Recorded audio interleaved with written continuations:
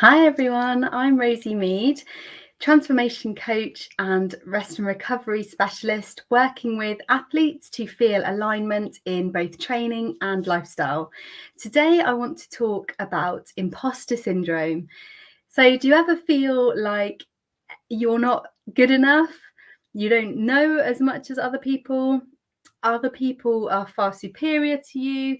You don't belong in the space that you're in the field that you're in. You're not good enough, you're not going to achieve. At some point, someone's going to find you out and realize that you have no clue what you're doing. Yeah, I feel like that as well. And so many of us do. I can't remember the percentage. I think earlier I heard someone say it was like 70% of the population. I'm not sure where that number has come from, but it is a lot of people. And the more people you talk to, you realize that it's really not just you that feels this way. So imposter syndrome can show up in so many different areas of our life. So whether that's in our training, in sports events, in business, for me, I feel it massively in my academic life. So doing my PhD, although I've been studying this topic for 8 years, I feel it massively. I feel it right now, setting up my new business, which is exactly why I'm coming on live every day right now to try and help to just get over that imposter syndrome. And it's a really big thing. So anyone that's watching right now or watching on a replay, do drop a comment below. Is this something that you feel or you felt in the past, all around imposter syndrome and that kind of feeling of inadequacy? So today I wanted to go through some tips around how you can manage imposter syndrome. So I'm a firm believer that it's something that will always be there and will rear its head whenever you're trying something new. I don't think it's something that we can completely get rid of, but I do believe that it's something that we can manage. And today I'm going to go through some tips to help you with that. So I have to look at my notes because there's so much that I want to tell you. This is the thing about imposter syndrome, is it's then like, oh, I got to write my notes because I feel I'm not going to remember what I've got to say. And then just having a look, on Instagram, 100% in various aspects of my life. And that's the thing, can rear its head in so many aspects. So personally, to rear its head in every aspect, academically, as a parent, as a parent's a major one. I'm going to like play groups and everything where it felt like a competition as to whether your kid could walk or how many teeth they had. I remember that was a big thing. And people always saying to me, oh, my child's got 4 teeth and mine didn't have any at that point. And there would always be like a look of pity. And I felt like, I'm not a good enough parent because my child doesn't have enough teeth. It does rear its head in all aspects of life, doesn't it? So some ways that you can overcome this or kind of learn to manage it, really. Like think of it like it's a gremlin, and to kind of just pop it in a box. So one aspect is to call it out for what it is. So imposter syndrome is based around fear. So it's that kind of fear of failure. And I believe that we operate in 2 areas. So fear or love. And try and move across more into the kind of the love area. And as I say that, I'm like, if you're watching, do you think that this is woo-woo? I keep saying the term woo-woo. Personally, I really believe that it's not, that you can see how like things like stress and anxiety stem from a place of fear, feeling in alignment, feeling connected, creative, feeling positive, feeling abundance, all of this, they stem from a place of love. And it just, that's how it resonates for me. So calling it out. So it is coming from a place of fear. And again, I don't know where I heard this, but thinking of fear as false evidence. What is it? False evidence presented as real. I think that was it. And that's it. It is false evidence. So calling it out, actually, what evidence do you have to prove that you're not an imposter, that you have maybe years worth of training, maybe you've studied in your field, whatever it is where this imposter syndrome is rearing its head, calling it out for what it is. So it's coming from this place of fear. So then looking at how you can then overcome that, and logically reminding yourself of all of the stuff all of the knowledge that you do have, all of the evidence that you have to show that you are not an imposter. But I also need to say that imposter syndrome might be there for a good reason. So is it actually true?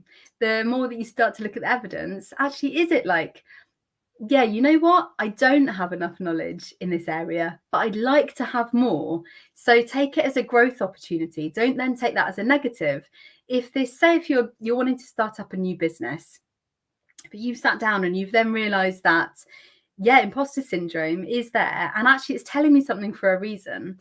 Don't then feel like that's kind of, you've got to give up then, but actually take that as an opportunity to grow, to go on more courses, to talk to more people, to network, to go to conferences, whatever it is that you need to grow to then move from feeling like an imposter to feeling like an expert. Other things that you can do, so you could join coaching. So you could go to a coach, whether it's one-to-one or group coaching on a particular area, and kind of, again, working with other people that are going through this journey or are on the journey with you to go through mindset. So for example, I am a mindset coach. I also have a mindset coach because I think in whatever area you're an expert in. So I'm also an expert in music psychology, music sociology. That's actually my main background. And I've then come into mindset and transformation. You're never ever going to know everything there is to know about your field, and that's really exciting. I think there's always new information. You can always learn from someone else. So I think even if you are an expert in your field, talking to other people, so say if you are a coach, having coaching yourself can really help to kind of, especially with imposter syndrome, to talk through this, talk about your mindset, help kind of take you out of that place of fear and put you into that place of love. I came across this really great idea. So my husband told me about it a few days ago, and who else? I was listening to Fran Excel's podcast this morning. She spoke about this too. So having a folder in your emails where you save nice things, testimonials where people have said what great work you've done, or where they said, you know, you've really helped me with this thing, like lovely, lovely stuff. Bung all of these kind of emails into this folder. I don't know what you'd call it. It would be really up to you. If it was me, I'd probably call it lovely things. But that's the kind of the thing that resonates with me. But have this like positivity folder where when you're feeling these kind of moments of doubt or imposter syndrome, you can go into this email folder and it's filled with evidence. So again, it's kind of your brain needs to be told that what you're telling it, like I'm an imposter, I'm no good, I'm less able than other people. Your brain then needs that email folder almost to negate what you're telling it. So you're telling it something that maybe isn't true.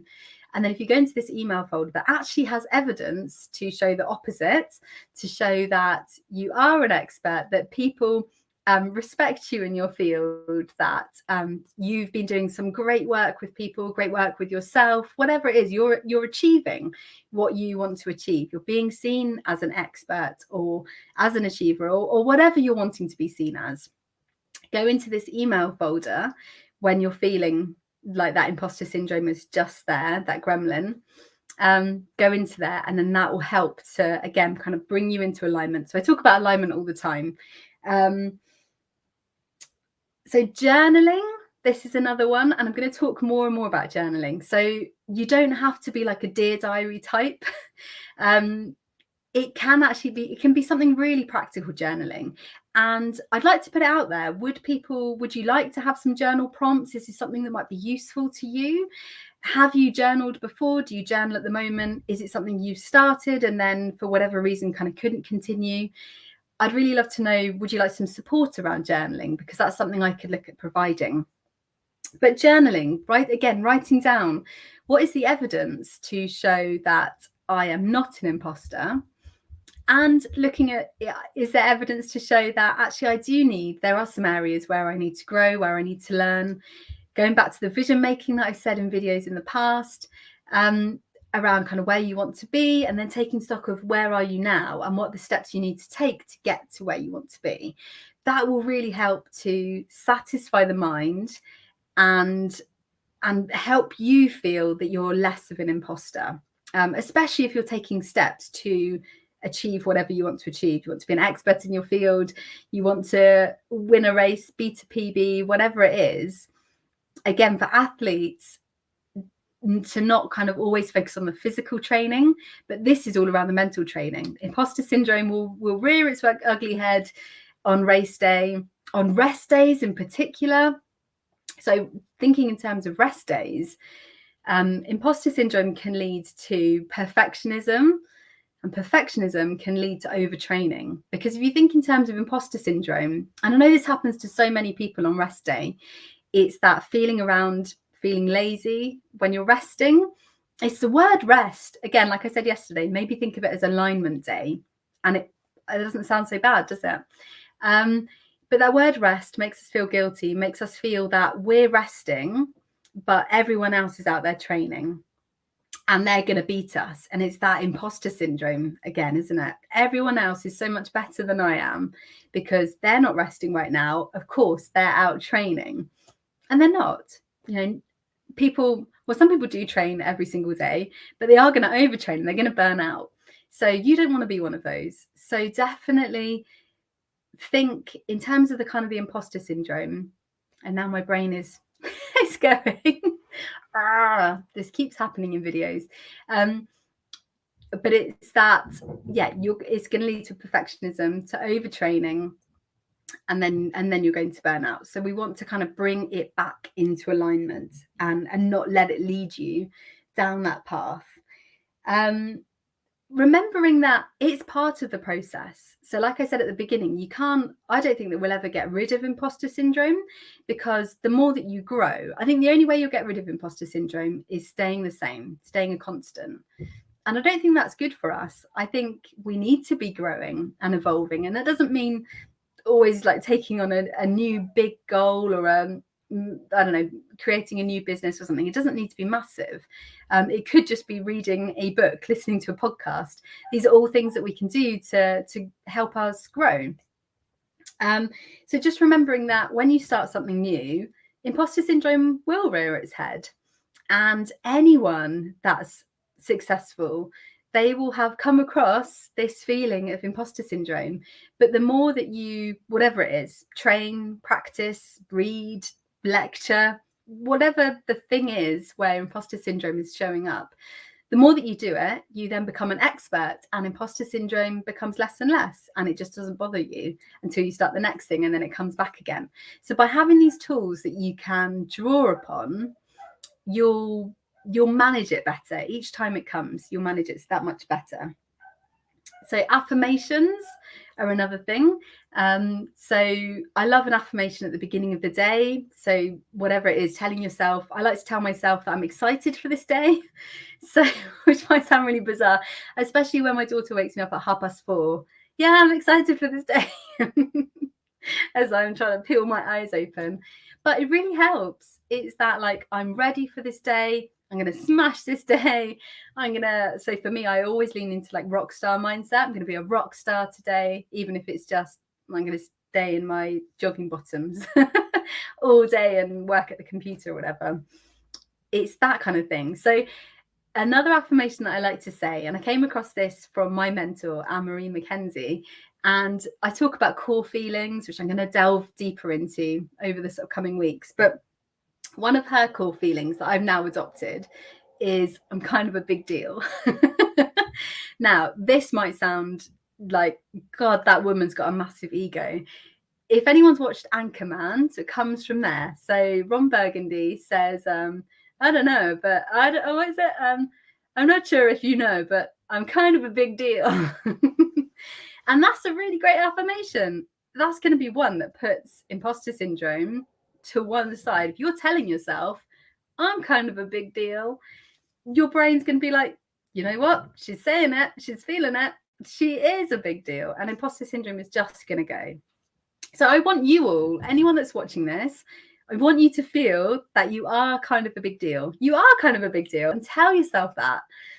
I'm not going to keep going on about it, but do tell yourself that. Find affirmations that you can say to yourself that are going to like reaffirm that, yeah, you are kind of a big deal. You're an expert. You're going to smash this. You are going to achieve your dreams.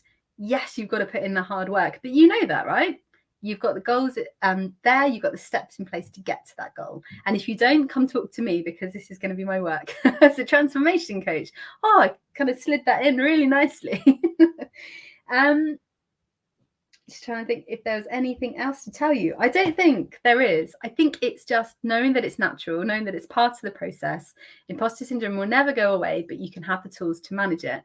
And if you want to know more about this, always feel free to drop me a message. Leave a comment below. I'd love to know if kind of your own experience of imposter syndrome, where it's reared its head. Are you feeling it right now? Have you felt it in the past? How have you found different ways to manage it? And try some of the techniques that I've mentioned today and let me know if any of them resonate, if they work. Yeah, just for me, this is a journey. This is a journey of discovery for both of us. So I love to learn from you, and hopefully you're learning some stuff from me and finding these videos useful. Again, I'm going to try and come on every day. So for me, this is my own way of managing that mindset, that kind of imposter gremlin. The more that I talk about all of this, the more that I feel like I'm stepping into that expert thing, and the less imposter syndrome is there, if that makes sense. So if there's any topics that you want me to cover over the coming weeks, do drop me a message, let me know. I'll make a video about it. It's really great to kind of just have that two-way bit. So have a wonderful weekend. We're off to have birthday celebrations tonight. Kids are away for a couple of days. Hooray! So it's nice. So have a great weekend. I'll catch up with you tomorrow.